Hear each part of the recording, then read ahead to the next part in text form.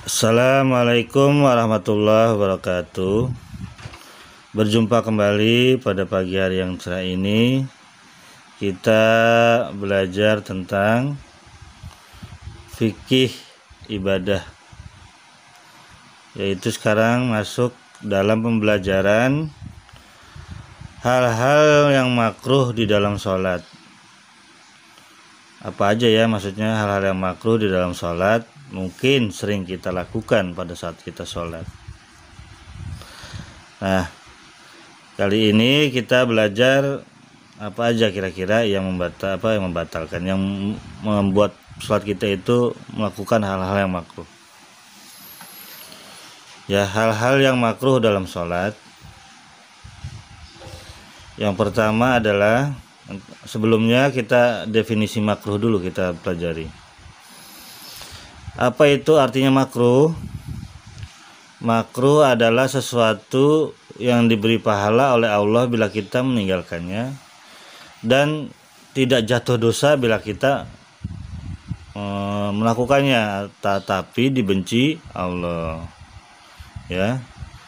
Perbuatan yang makruh dalam sholat diantaranya adalah, ingat ya teman-teman, makruh adalah sesuatu yang kita tinggalkan mendapat pahala, dikerjakan tidak apa-apa tetapi dibenci sama Allah. Perbuatan makruh dalam sholat diantaranya adalah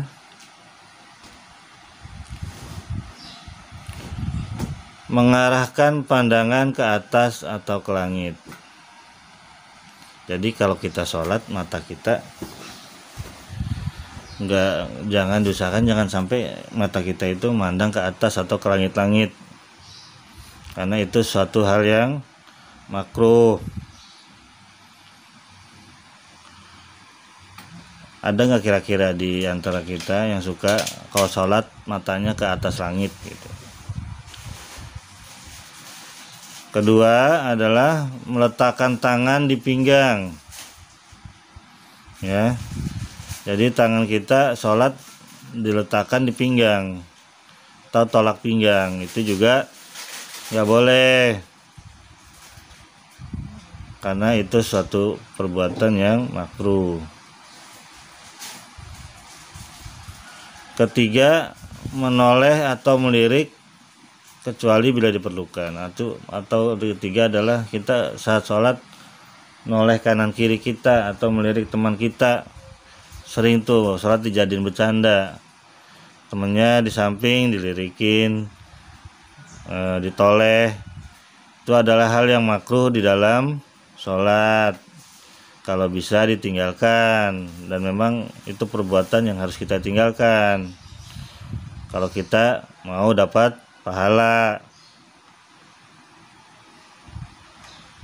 Nah, yang ke berapa tadi ya? Selanjutnya adalah keempat, melakukan hal yang sia-sia. Artinya melakukan gerakan-gerakan yang nggak perlu. Kita goyang-goyang, ininya melakukan perbuatan yang tidak diperlukan. Itu satu hal yang makruh.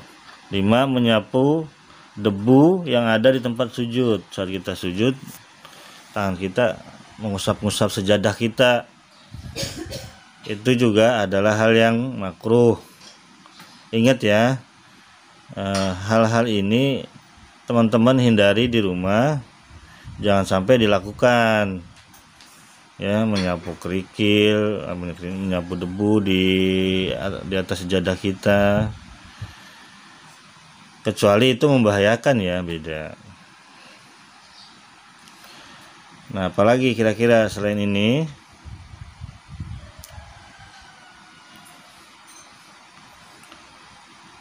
Yang ke-6 adalah menutupi mulut. Artinya sholat kita tidak digerakkan mulutnya.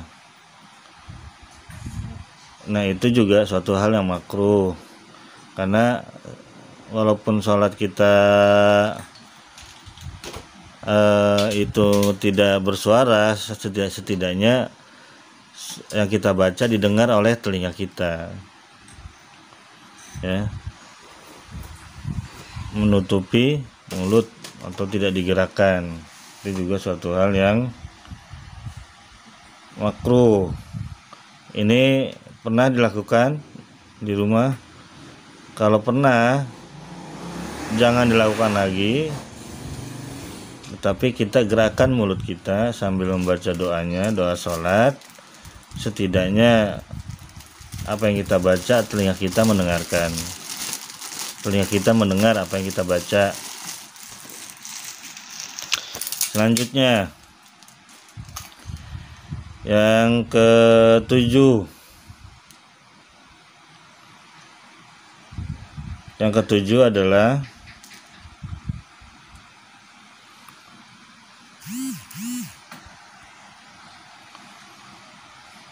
sholat saat kita sholat di depan makanan yang terhidang atau di samping makanan yang terhidang, yang dihidangkan. Jadi kita sholat di samping makanan yang dihidangkan, terus perut kita merasa lapar, itu juga makruh. Jadi nanti sholat kita bukannya khusyuk, malah mikirin makanan. Jadi sholat kita cepet-cepet biar cepat bisa makan. Nah, ini juga suatu hal yang makruh dilakukan. Jadi usahain kalau sholat ya khusyuk. Yang ke-8, nah ini juga menahan BAB dan buang air kecil. Jadi kita sholat nahan. Kalau bisa sebelum kita sholat, kalau kita mau buang air kecil, buang air besar didahulukan. Jadi saat kita sholat, kita nggak menahan. Ya, ini perlu perlu dibiasakan di rumah ya, teman-teman.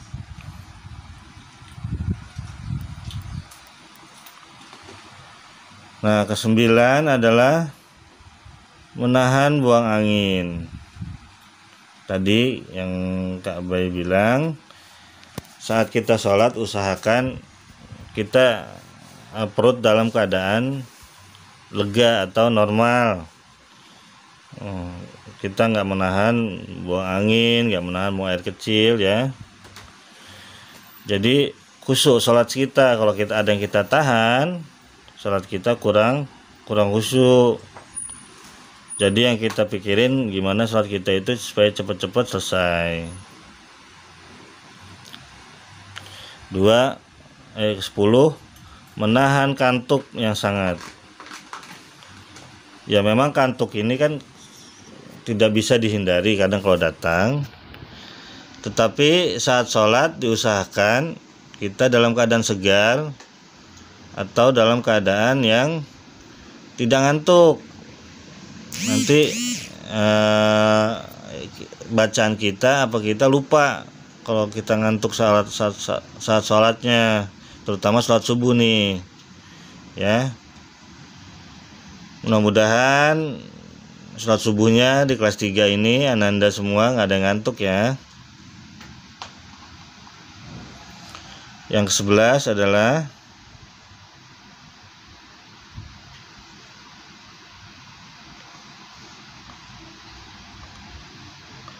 ya, itulah mungkin cukup sampai 10 aja. Kita sudah belajar tentang fikih ibadah. Alhamdulillahirabbil alamin. Mudah-mudahan apa yang tadi disampaikan bisa dipahami.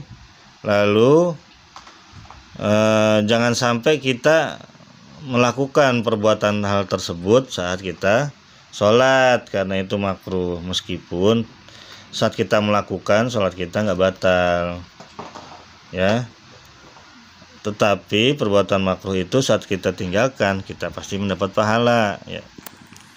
Mungkin segitu dari Kak Bay. Assalamualaikum warahmatullahi wabarakatuh.